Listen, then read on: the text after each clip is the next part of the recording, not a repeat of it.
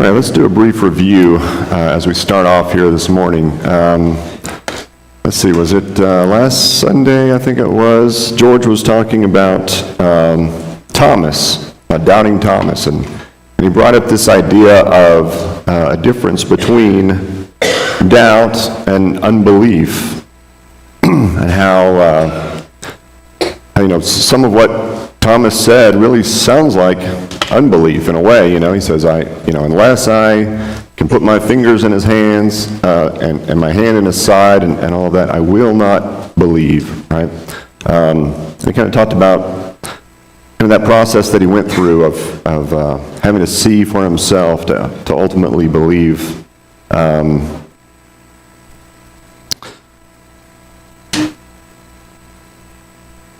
I think it's important for us to think about things like that and how we handle doubts and disbelief and really questioning what we actually believe. And as it relates to transformation, we have to come to the same determination that Thomas did ultimately when he says, "My Lord and my God," when he sees Jesus face to face. We have to come to that same place if we're to have true transformation as a Christian. And then on Wednesday, Keith looked at several passages, but we looked at the difference between Martha and Mary. And Keith asked a good question. He said, how do we deceive ourselves? How do we deceive ourselves? That's one of those things that's really easy to do, right? Because we can believe anything. And if we tell ourselves with enough conviction and often enough, we can believe anything, right? So it's easy to deceive ourselves. But we looked at the idea that what Martha was doing wasn't necessarily bad. In fact, it was good for the whole group, right? She's running around the house, she's setting things up, she's making sure the food's ready and people are cared for and whatever else. But when she tells Jesus she's upset with Mary that she's not helping out in the same way, and when she tells Jesus, why don't you make her help just like I am, he says, well, actually, what Mary's chosen is the better thing. To sit and to learn and to listen at this time is actually the better thing to do. And we talked about that idea of there's lots of good things we can be doing, but there may be a better thing in the moment that we could be doing that would make even more sense in our steps to follow God.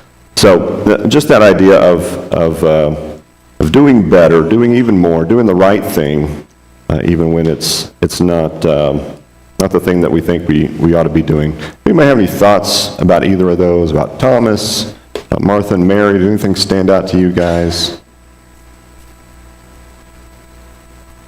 That's good. They covered it perfectly. Maybe not quite.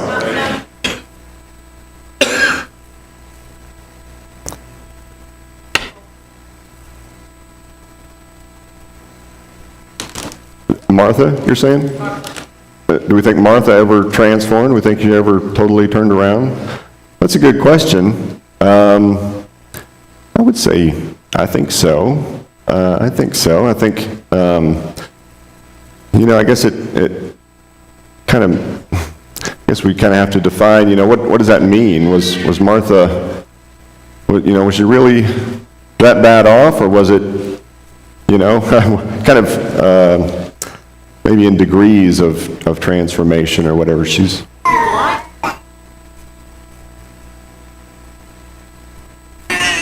right.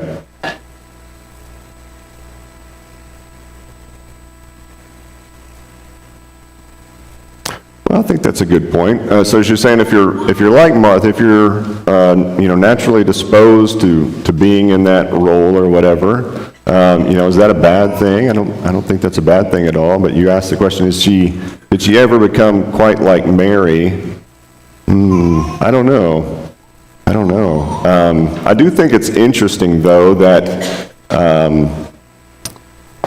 in that story, Martha's working and she's getting things ready, and Jesus doesn't say, "Hey, Martha, stop what you're doing. Come in here. Come listen."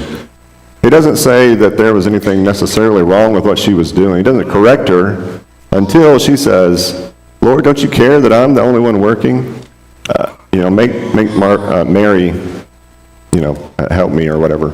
And that's the point that where he steps in and says, well, actually, what you're doing is good, but she's chosen the better thing.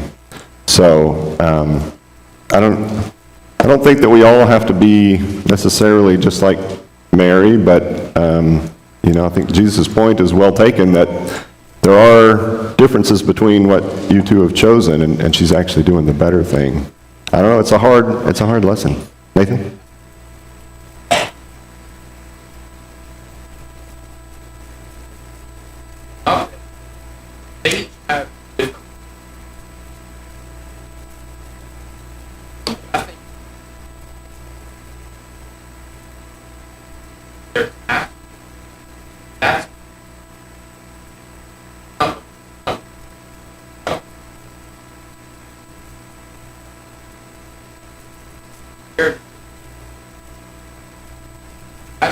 God gives different paths.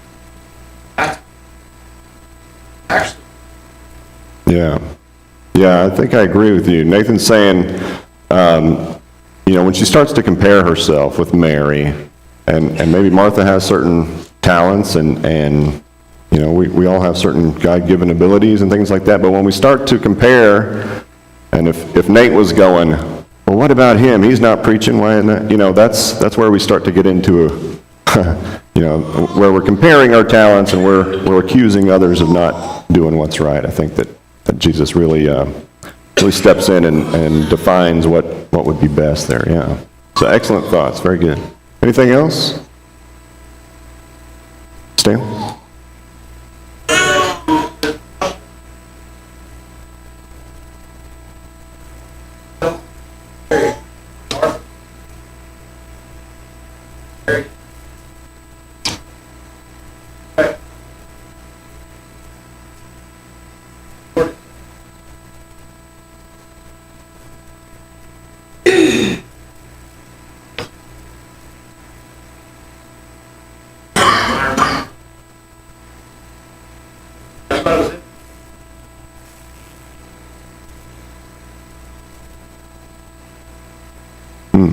Yeah, that's important. She's chosen the good portion. He said, what was that? Psalm 16:5. The Lord is my portion. Yeah, excellent thoughts.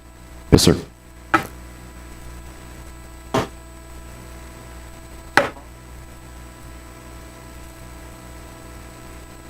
Elevator stuff.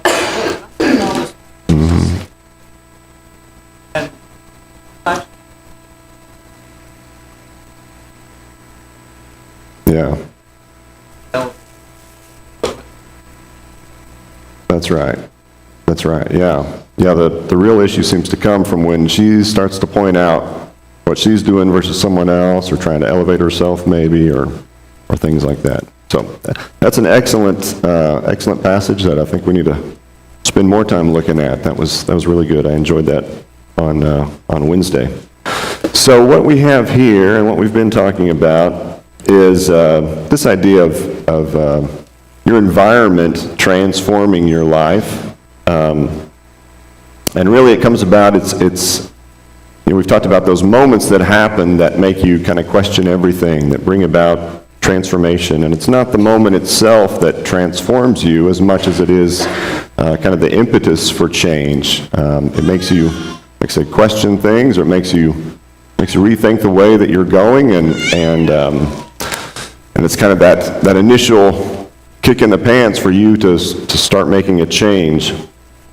And I had intended to get here before, but we were having a good discussion last time, so we thought we'd save it until today. But let's take a look, open your Bibles if you would, to Acts chapter 2.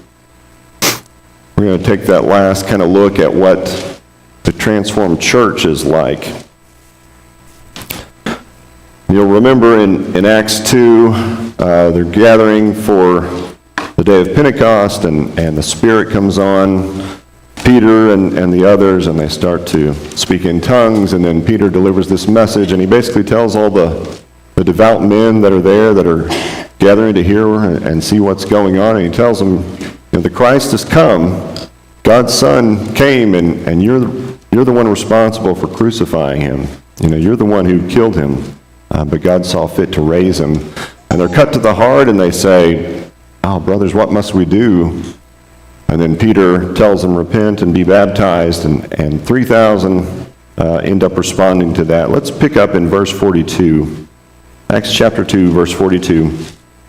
It says, "And they devoted themselves to the apostles' teaching and the fellowship, and to the breaking of bread and the prayers.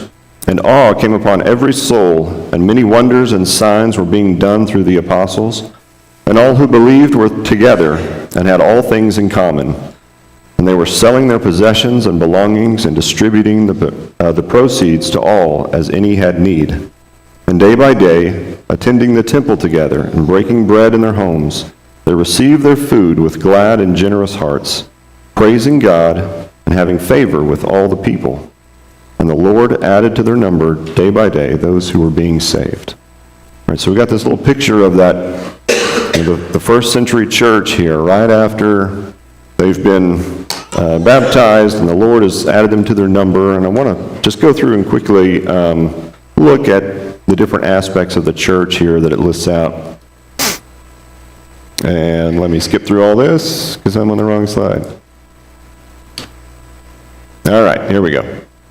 So first of all, there's 3,000 plus here that respond. There's 3,000, and we're told in chapter 1 there were 120 that were meeting together. So they've now got in this church 3,120, if it's exactly 3,000 that responded, right? The church is quite a bit different than it was just the day before. They devoted themselves to the apostles' teaching, to fellowship, to breaking bread, and to prayer, it says there in verse 42. Remember, who are these people that responded? It describes them way back in Acts 2, verse 5 as devout men. They were devout men, and here they are devoting themselves again to the apostles' teaching. So they're still devout, right? They're still devoted. So they're spending time hearing the teaching, fellowshipping, that's just being together, right? Breaking bread, and to prayer. Next it says they're together, there in verse 44. They're together, and they have all things in common. What do you guys think that means, all things in common?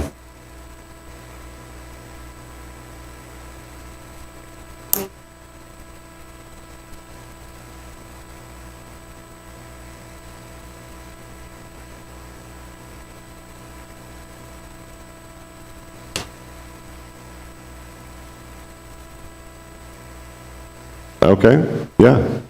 Yeah, so this is, right. This is a diverse group. It talks about back in early part of chapter 2, all these different parts of the world that these people have come together from, and now they're being together. And having all things in common is believing the same things, or working together to believe the same thing, the teachings of the apostles and all of that. So they're becoming one, I guess.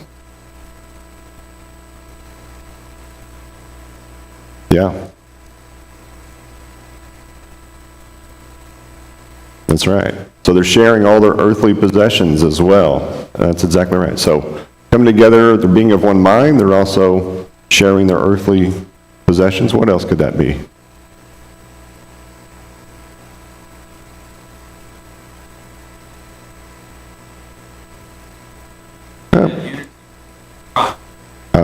That unity and no strife. Yeah, that's a big one, isn't it? Unity. Yeah, very good. All right, the next thing, verse 45, like we just talked about, they're selling their possessions. They're distributing to all. This one, just reading through this is very powerful. This transformation that people are making.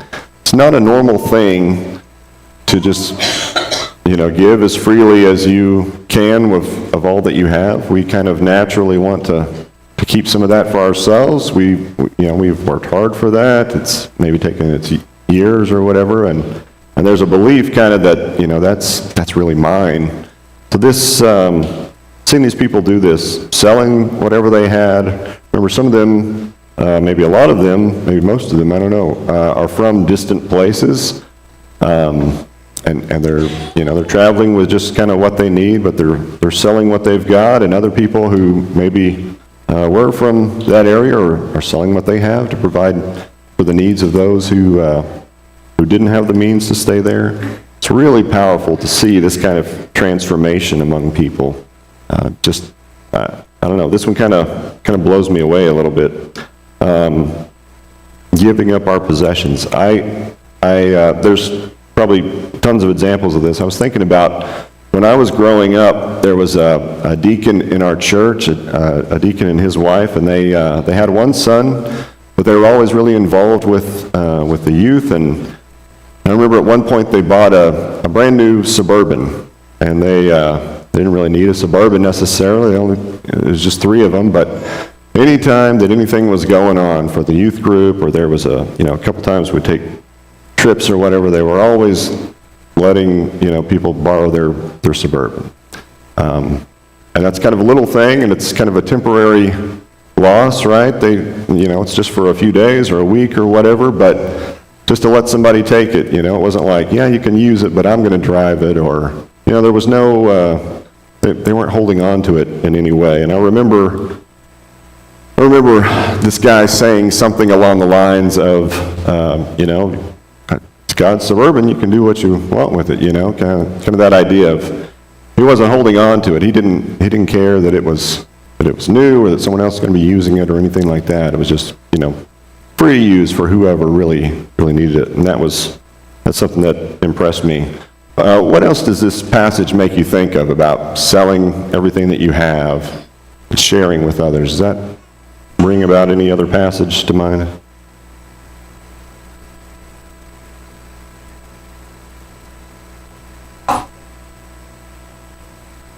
Nobody thought it. Ah, that's right. That's right. That's very good. And we're going to look there in just 1 second. That's skipping ahead just a little bit. No, that's perfect.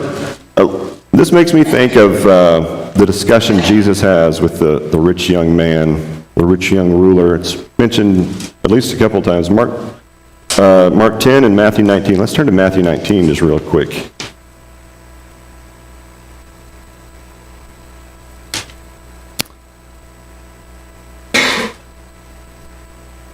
You've probably heard sermons on this, and there's so much good in here, but just to quickly read through this. Matthew 19, starting in verse 16. And behold, a man came up to him, saying, Teacher, what good deed must I do to have eternal life? And he said to him, Why do you ask me what is good? There is only one who is good. If you would enter life, keep the commandments. He said to him, Which ones? And Jesus said, You shall not murder, you shall not commit adultery, you shall not steal, you shall not bear false witness, honor your father and mother, and you shall love your neighbor as yourself. The young man said to him, All these I have kept. What do I still lack? Jesus said to him, If you would be perfect, go sell what you possess and give to the poor, and you will have treasure in heaven. And come, follow me. When the young man heard this, he went away sorrowful, for he had great possessions. This is another kind of powerful passage. This guy kind of maybe wants to justify himself a little bit and is asking what he needs to do. And Jesus knows his heart, and he knows what's really important to him. And he kind of saves this as the kicker at the end, right? He asks him a few things about loving other people, about not bearing false witness and not stealing and things like that. And the man says, yeah, all these I have kept. And we might question, well, have you really, does anybody really perfectly keep these things? Maybe he's already lying to himself a little bit about how good a person he is or whatever. But Jesus doesn't nail him on any of these. Instead, he just says, well, if you want to be perfect, go and sell everything you have, give it to the poor, then come follow me. Why do you think that was his instructions for this guy? What is it about this man's possessions that he knew where his heart was at, right? We don't know And I guess part of me that I feel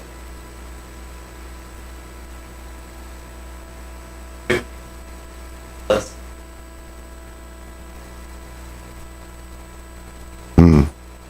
Yeah. So this is what was standing between him and God, right? He loved the things that he had, or at least he loved them enough that he didn't want to give them up to be perfect, right? Zach?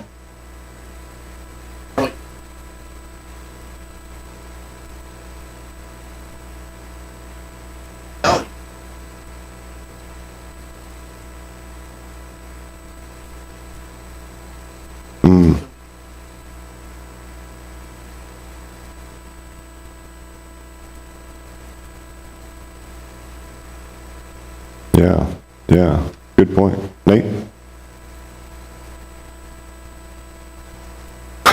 Pretty much there. Yeah.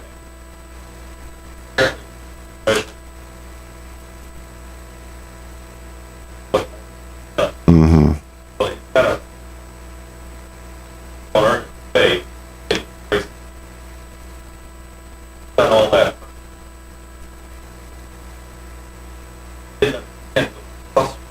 That's really what that value. Not even about the heart, value. Tell this one thing back. Mm-hmm. God requests they cost you everything. Want to know that they want to know about. That was the greatest problem. The truth was follow Jesus cost all harm. Yeah. That's a good way to sum it up. Following Jesus costs you everything, all that you are and all that you have. And this was something that he wasn't willing to give up. I love just kind of the end of this. Jesus said to his disciples, "Truly I say to you, only with difficulty will a rich person enter the kingdom of heaven. Again, I tell you, it's easier for a camel to go through the eye of a needle than for a rich person to enter the kingdom of God." When the disciples heard this, they were greatly astonished, saying, "Who then can be saved?" But Jesus looked at them and said, "With man this is impossible, but with God all things are possible." Such a powerful ending to that. Zach?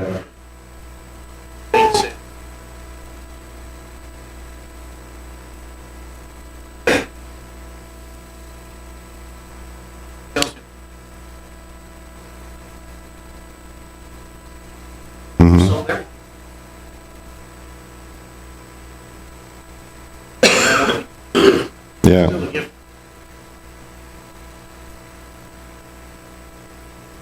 Yeah.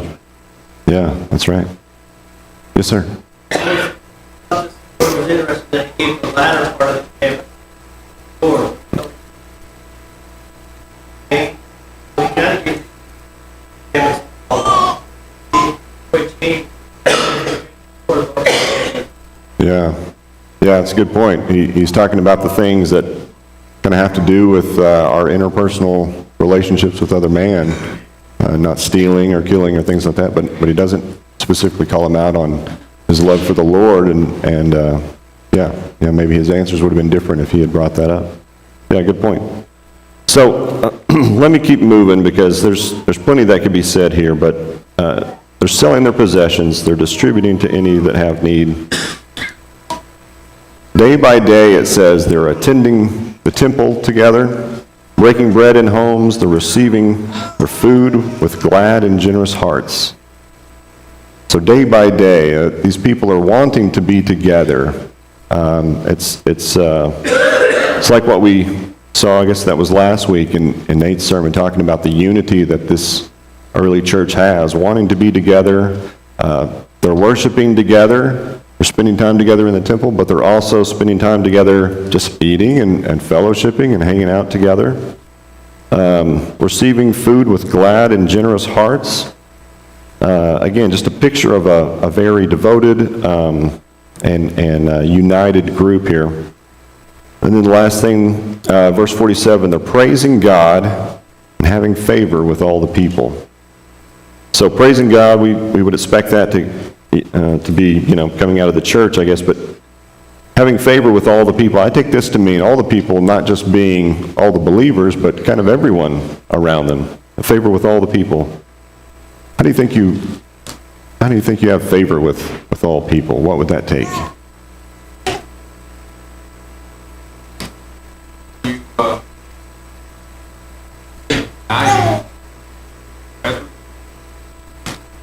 I have faith with all your friends. Here, they all have all things in common.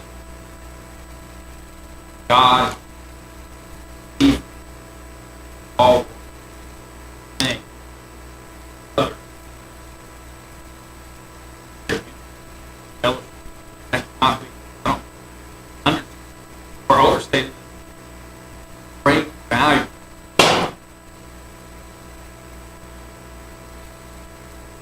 See. And with others. God.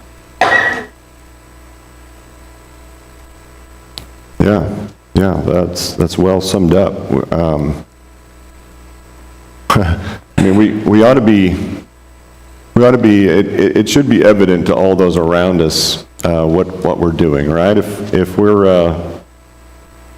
the church that, has fighting among our members, and we're comparing ourselves to each other, and there's jealousy and bitterness and things like that, no one wants to be a part of that. But when they see the true church, this group who's wanting to build one another up and help each other out and give to one another liberally, and I mean, how do you not have favor with those around you if that's the kind of life that you're living? Did you have something else you wanted to? There's also a great book. I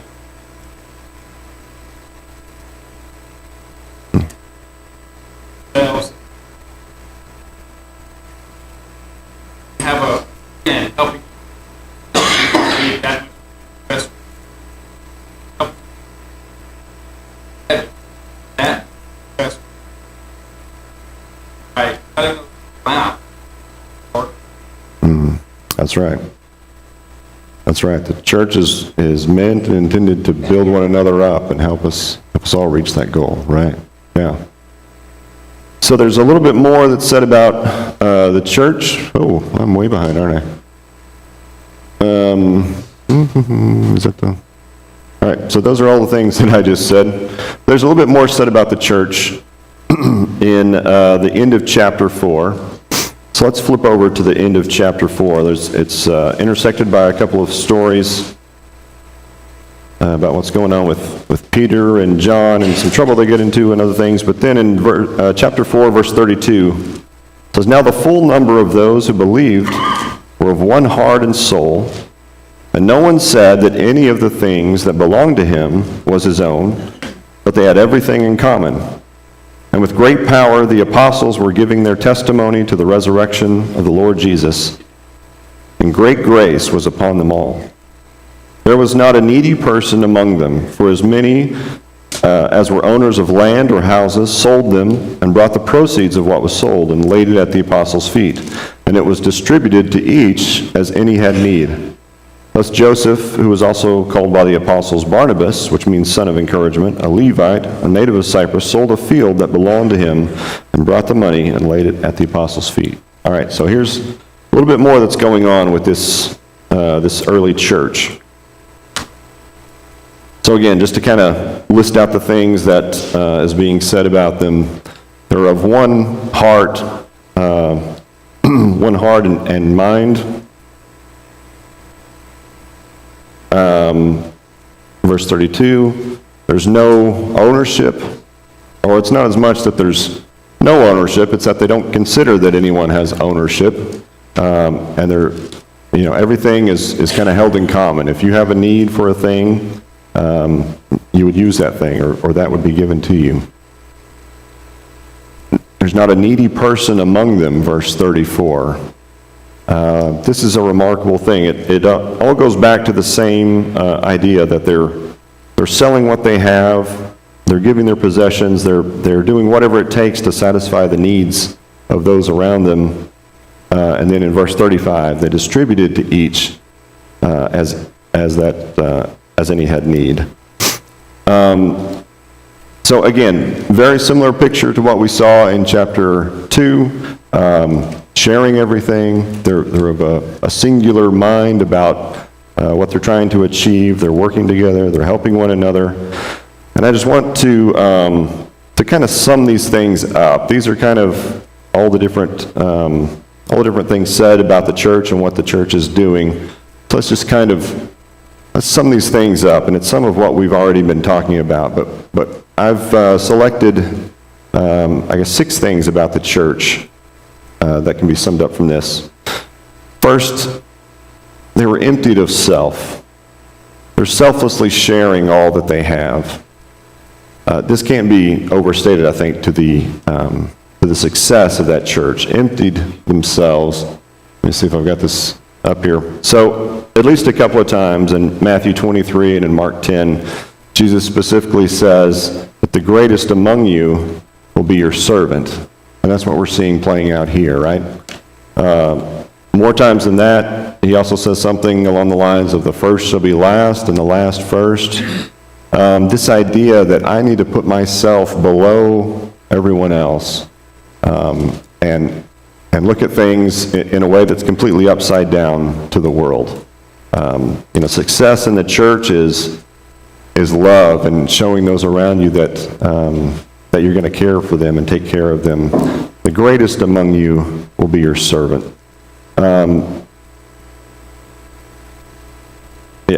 I'll just open it up. Any thoughts about this first point here? Yes, ma'am.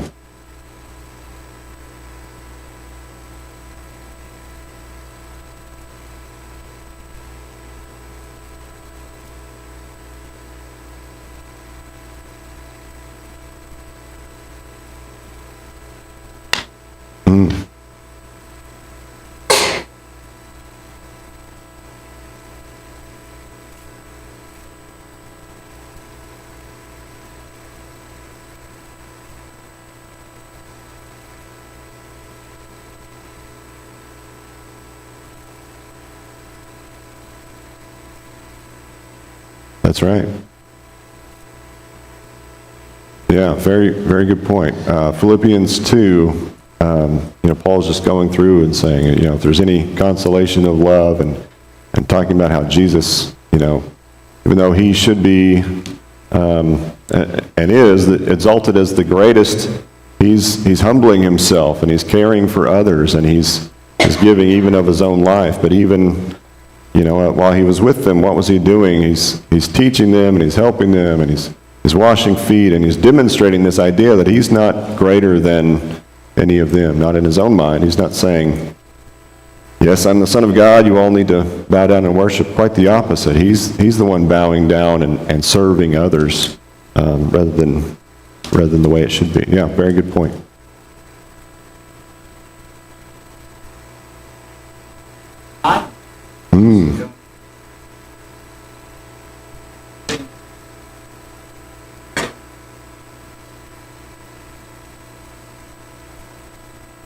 Yeah, very good point. Yeah, this is not just a sacrifice of possessions. It's time, it's care, it's all the things that go along with that. Very good. The second point here, they're empty of self and they're not concerned with their wealth. Again, this is just really striking to find a group that's not concerned with wealth to some degree, willing to give that up. Wow, that's a powerful thing. And there's a couple of points about this I just wanted to make really quickly. This makes me think about the Sermon on the Mount in Matthew 6, where Jesus is talking about, why do you worry about your life, what you will eat and what you will drink and things like that. It's talking about, among other things, our wealth. That's what we work and save up for, is to provide these things. And Jesus is telling them, why do you worry about these things? God is going to provide for you. And that's exactly what we see here playing out in the first century church.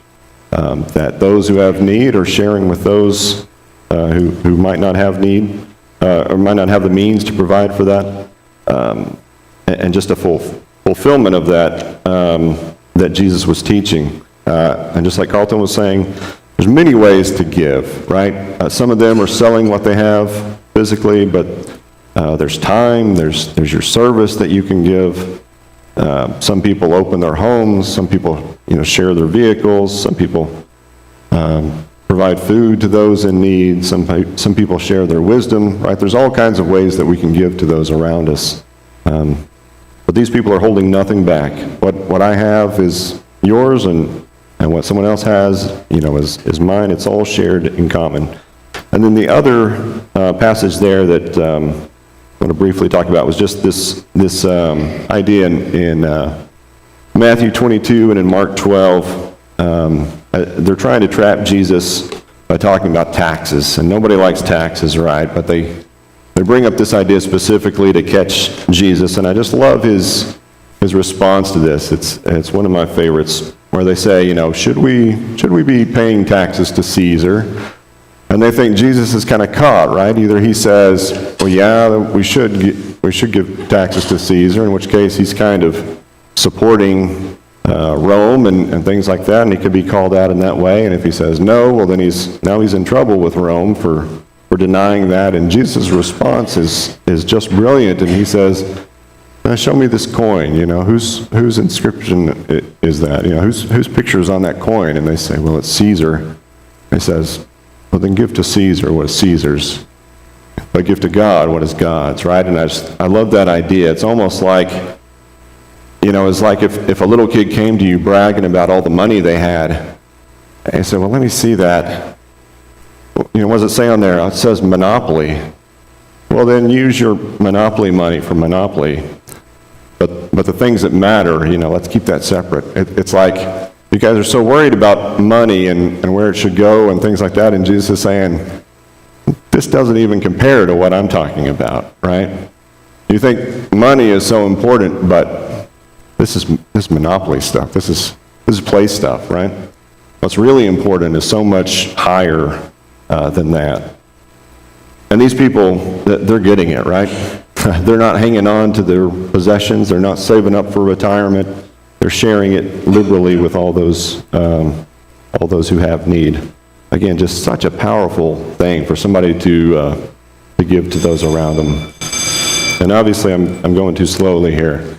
But the next one, these people are unified. They're united.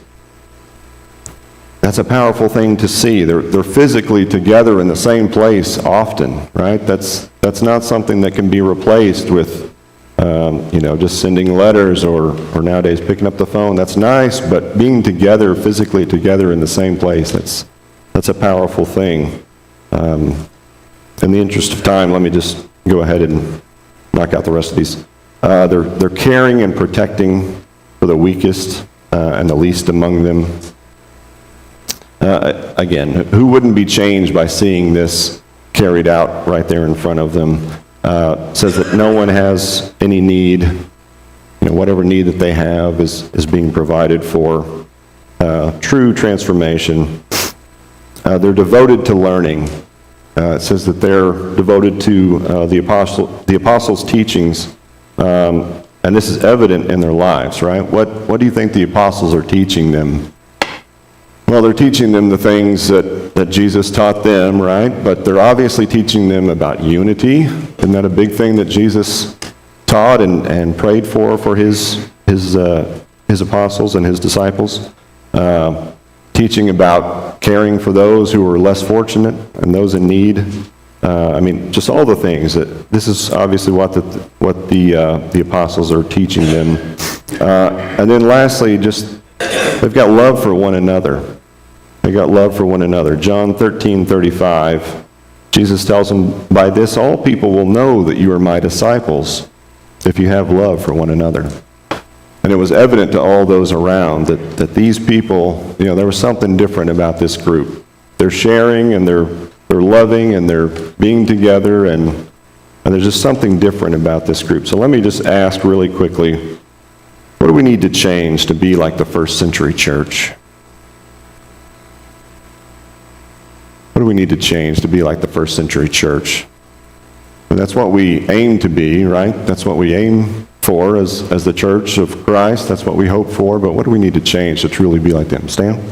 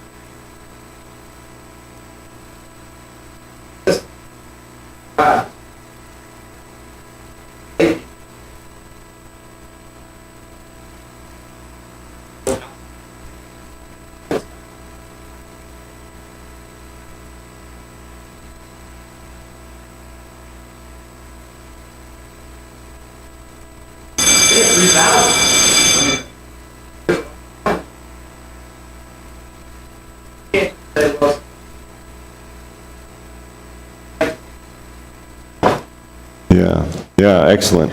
Excellent way to sum that up. It's easy to deceive ourselves into thinking that, because I attend or because I believe or because of, whatever, I'm just like them. But, compare our lives to the lives of this first century church. I think we'll find where we're deficient there. Excellent comments this morning. Thank you so much for your attention.